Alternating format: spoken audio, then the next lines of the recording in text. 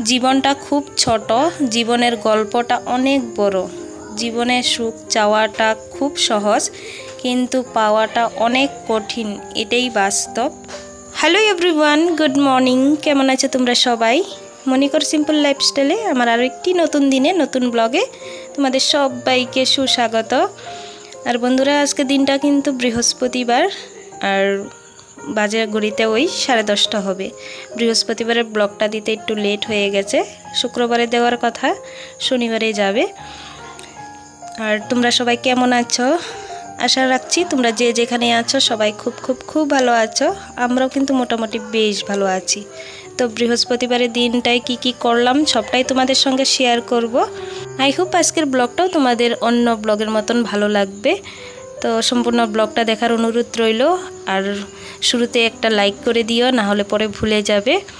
তোমাদের একটা লাইকে আরও 5 জনকে দেখার সুযোগ করে দিবে, আমার একটু হেল্প হবে।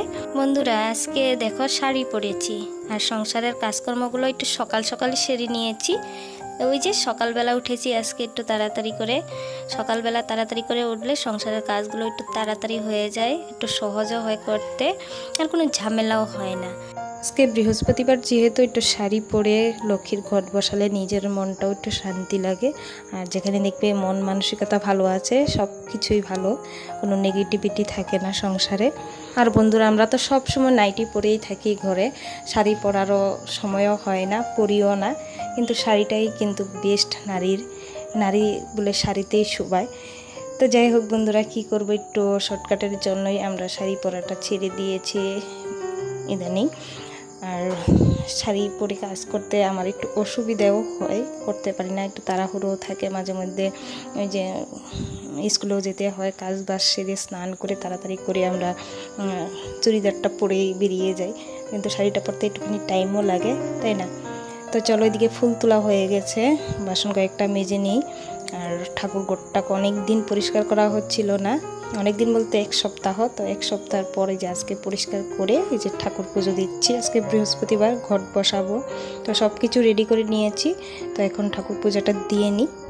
সংসারের মঙ্গলের জন্য আমরা গৃহিণীরা অনেকই নিয়মকানুন করি, তার মধ্যেও ঠাকুর পুজো দেওয়া, গৃহলক্ষ্মীর পুজো দেওয়া আমরা প্রায় গৃহিণীরাই করে থাকি। গৃহলক্ষ্মীর তো রোজ দিন আমরা পুজো দিই, তারপরেও বৃহস্পতিবারে ঘট বসিয়ে নিয়মকানুন মেনে একটুখানি পূজা দেওয়ার চেষ্টা করি। এতে একটু মনটাও শান্তি লাগে। জানি না ভগবানে আমাদেরকে দেখছে কি না দেখছে, তাই সেটা তো আমরা জানি না, কিন্তু মন ভরে পুজো তো করতে পারি, তাই না? এদিকে সব কিছু আমার রেডি করা হয়ে গেছে, তো চলো পুজোটা দিয়ে নিই।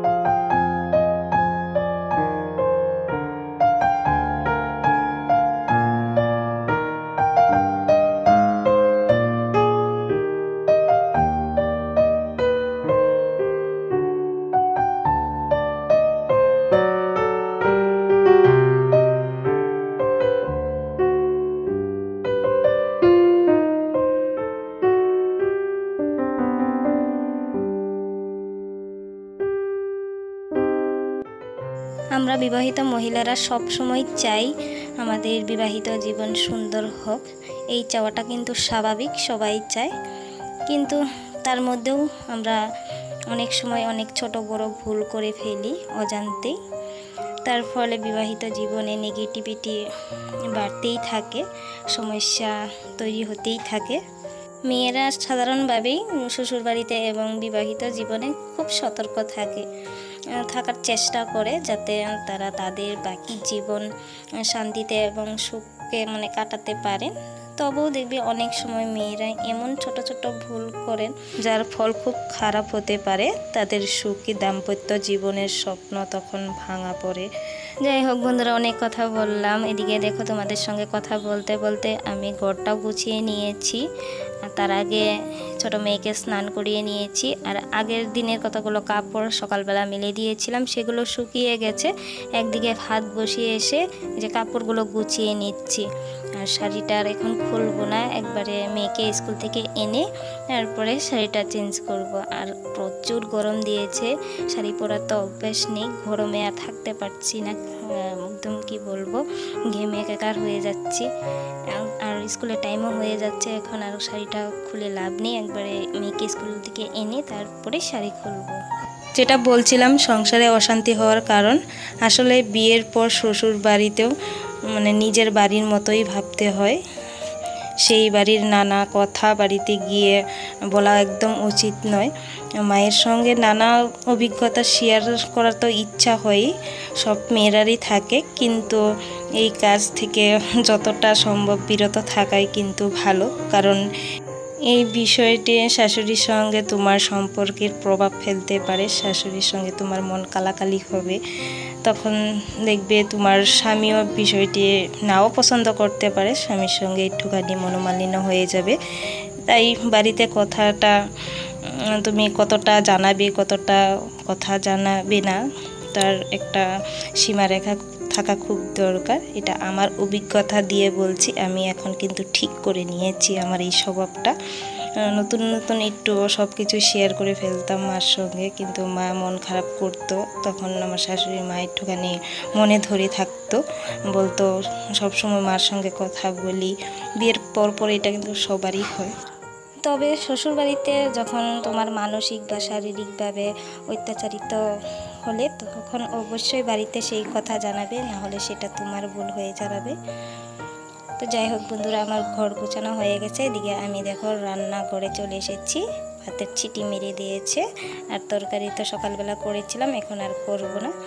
তো আমিও না এখন আর ভাত খাবো না, ছোট মেয়েকে খাইয়ে তারপরে হিমাশ্রীকে আগে নিয়ে আসবো গিয়ে। ওকে স্নান করানো হয়ে গেছে। কি করো তুমি? এটা কি করতেছো? মোবাইল রেখে কি করবা? ডান্স করবা? রিলস করবা? তো একটা গান গাও শুনি। বড়দের দেখে দেখে ছোটরাও কিন্তু অনেক কিছু করতে শিখে যায়।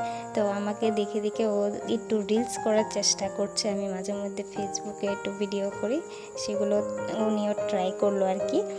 এদিকে বন্ধুরা আমি বিকালবেলা চলে এসেছি, আবারও ভিডিওটা শুরু করেছি। এদিকে দেখো অনেক বাজার, আর আগের দিনের ব্লগে দেখেছো তোমরা তাল এনেছিল বাজার থেকে। তো আজকে তাল চিপবো, পিঠা করব, তালের বড়া করব আর কি। তার জন্য বাজার আনতে দিয়েছিলাম, বাজার নিয়ে এসেছে। এখানে চিনি আছে, আটা আছে, স্রাপ এক প্যাকেট এনেছে, বিস্কুটও এনেছে, তারপরে হলুদ, চা পাতা, এগুলো।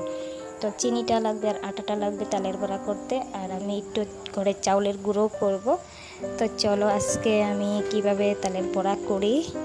আর তালের বড়া খাওয়া কিন্তু খুব সহজ কাজ নয়, কষ্ট করলেই মিষ্টি খাওয়া যায়, তাই না বন্ধুরা? তো ওইদিকে তালের বড়া করব, তার জন্য এই যে তালগুলো আগে চুলে নিচ্ছি। 2টা তাল এনেছিল, ভালো করে ধুয়ে নিয়েছি আগে, ধুয়ে এই যে দেখো একটু একটু করে চুলে নিচ্ছি। আর এই তালটা চুলতে প্রচুর কষ্ট হয়েছিল, আঁশগুলো ছাড়তে চাইছিল না, বাকলাগুলো, তো অনেক কষ্ট করে ছাড়িয়ে নিয়েছি। পরেরটা কিন্তু অতটা কষ্ট হয়নি।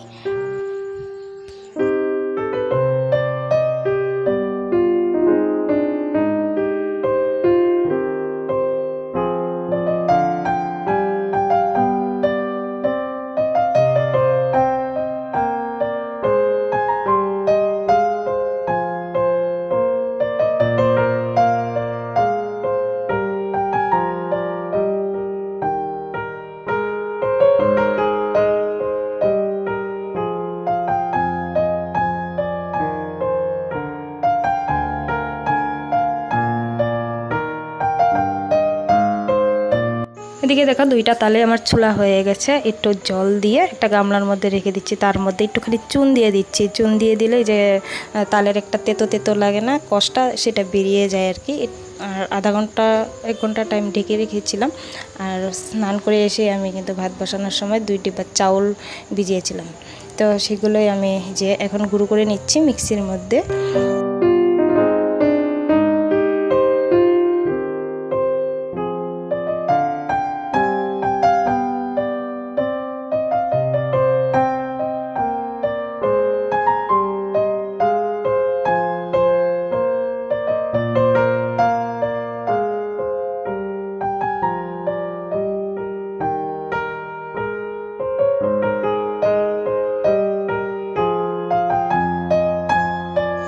চাউলের গুঁড়োগুলো করে তারপরে আমি এই যে তালগুলো চিপতে বসেছি। প্রায় 1 ঘন্টা হয়ে গেছে তালগুলো ভিজিয়েছিলাম। আর এই যে চালনিটা দেখতে পাচ্ছ, চালনিটাতে খুব সুন্দরভাবে রসটা বেরিয়ে গেছিলো। এটা প্লাস্টিকের চালনি, এরকম থাকলে তোমাদের ঘরে এটার মধ্যে একবার করে দেখো, খুব সুন্দর রস বেরিয়ে যায়। তো এদিকে দেখো অনেকটা রস বেরিয়েছে 2টা তালে। আগে গোটা গোটা বার করে নিয়েছি, তারপরে আর তালের আঠিগুলোতে আর একটু করে জল দিয়ে তারপরে চিপে চিপে আর একটু রস বার করেছি। সেটা জাল দিয়ে অন্য আরেকটা পিঠা করব। আজকে করব না, পরে করব, পরের দিন করব আর কি। তা রসটা বার করে আবারও আটা চালনি দিয়ে দেখো চালিয়ে নিচ্ছি, কারণ এই যে আঁশগুলোটা এগুলো দিয়ে পড়বেই। প্লাস্টিকের চালনিটা ওটা তো একটু মোটা মোটা বিন্দুগুলো তো পড়বে, তার জন্য এই যে আটা চালনি দিয়ে আবারও চেলে নিচ্ছি। বেশি বাড়ানি, তবু বেরিয়েছে।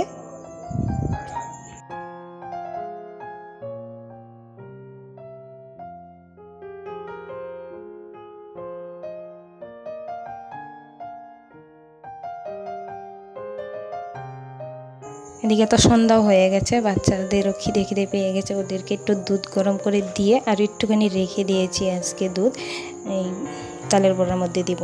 তো একসঙ্গে আটার চাউলের গুঁড়ো মিক্স করে নিয়েছি, তার মধ্যে একটুখানি নুন দিয়েছি আর 5-6 টেবিল চামচ চিনি দিয়েছি। আর এই যে গোটা গোটা রসটা দিয়ে দিচ্ছি দেখো। আর বন্ধুরা একটুকু তিতাও লাগেনি, এইভাবে একটু চুন দিয়ে তোমরা ট্রাই করতে পারো। অনেকে চিপের অনেক রকম করে, আমার শাশুড়ি একরকম করে, আমি কিন্তু আরেক রকম করে। আমি আমার মার থেকে যেভাবে শিখে এসেছি সেইভাবেই আমি তালটার রস বার করি আর কি। আর এভাবে করলে আমার শাশুড়ি বলতো তিতে লাগবে, তো যখন বানিয়ে খাইয়েছি তখন বলছে না তিতা তো লাগে না, চুনটা দিয়ে রাখলে কি হয় তিতো কষ্টটা বেরিয়ে যায়। তো তালের রসটা দিয়ে এদিকে দেখো একটু দুধ দিয়ে দিলাম। তো ভালো করে আগে মেখে নিই। তালের বড়া খাওয়া কিন্তু খুব কষ্টের কাজ, খুব কষ্ট করে খেতে হয়। এটা ঠিক, যারা অন্যের তৈরি করা খায় তাদের অত কষ্ট লাগে না, আর যারা নিজে হাতে তৈরি করে দেয়, খাওয়ায়, নিজে খায়, তাদের কিন্তু খুব কষ্ট হয়।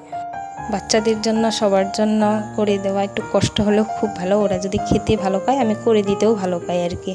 যে কোনো জিনিসই ওরা যদি খেতে ভালো খায় আর কি, আমি করে দিতে পারি। আমার কষ্ট হলেও আমার কষ্ট বলে মনে হয় না। কিন্তু এখনকার বাচ্চারা এগুলো পিঠা পুলি এগুলো খেতেই চায় না, আর করাও হয় না। ওদের দেখবে স্পাইসি জিনিস লাগে, ওদের ঝাল ঝাল একটু নোনতা নোনতা, সেগুলো ওরা বেশি পছন্দ করে আর কি এখনকার বাচ্চারা। আমরা কিন্তু ছোটো থেকে মিষ্টি জাতীয় পিঠে লাড়ু এগুলো খুব খেতাম, ভালোও পেতাম। আমি এখনও খাই, এখনও ভালো পাই। এদিকে দেখো কড়াই বসিয়ে দিয়েছিলাম, তেলটাও গরম হয়ে গেছে। এই যে একটা একটা করে বড়াগুলো দিয়ে দিচ্ছি কড়াইয়ের মধ্যে। তেলটা খুব সুন্দর এসেছে। আগে ভাবছিলাম হয়নি, একটা ফার্স্টে দিয়ে ট্রাই করেছিলাম, কিন্তু খুব সুন্দর এসে গেছে। তো চলো এভাবেই ভেজে নিই সব কয়টা পিঠা। আর বন্ধুরা এই পর্যন্ত যারা আমার ব্লগটা দেখছো তাদেরকে সবাইকে জানাই অনেক অনেক ধন্যবাদ, শুভেচ্ছা, ভালোবাসা। আর আমার পাশে থাকার জন্য অনেক অনেক ধন্যবাদ পুরনো বন্ধুদের। আর যারা নতুন বন্ধু দেখছো আমার ব্লগটা, আজকে আমার ভিডিওটা দেখে, আমার চ্যানেলের ব্লগগুলো দেখে যদি তোমাদের একটু ভালো লেগে থাকে, চাইলে আমার চ্যানেলটা সাবস্ক্রাইব করে রাখতে পারো, আর পাশে থাকা বেল অল বাটনটি অন করে দিও। আর আজকের ব্লগটা কেমন লাগলো সবাইকে বলছি একটা কমেন্ট করে জানিও। আর তালের বড়াগুলো কেমন হয়েছে সেটাও জানিও। এইগুলো বাচ্চাদেরকে আগে দিয়ে দিব, পাশের ঘরের বাচ্চারাও বসে রয়েছে, আর হিমাশ্রীর পাপাও আছে। তো আগে একটু চা করে খেয়ে নিই বন্ধুরা, বাচ্চাদেরকে দিয়ে। আর আমিও একটু চা খেয়ে তারপরে এই যে আবারও যে কয়টা ছিল সেগুলো ভেজে নিচ্ছি। তবে চলো বন্ধুরা, ব্লগটা আজকের মতো এখানে শেষ করি, অনেকটা লম্বা হয়ে যাচ্ছে। তোমরা তো লম্বা ব্লগ দেখতে পছন্দও করো না, সবাই দেখোও না। আর কেমন আছো সেটাও জানিও। চলো আজকের ব্লগটা এখানেই শেষ করি, দেখা হবে আরও একটা নতুন দিনে নতুন ব্লগে তোমাদের সঙ্গে। ততক্ষণ সবাই ভালো থেকো, সুস্থ থাকো, সাবধানে থেকো। আজকের মতো টাটা, গুড নাইট।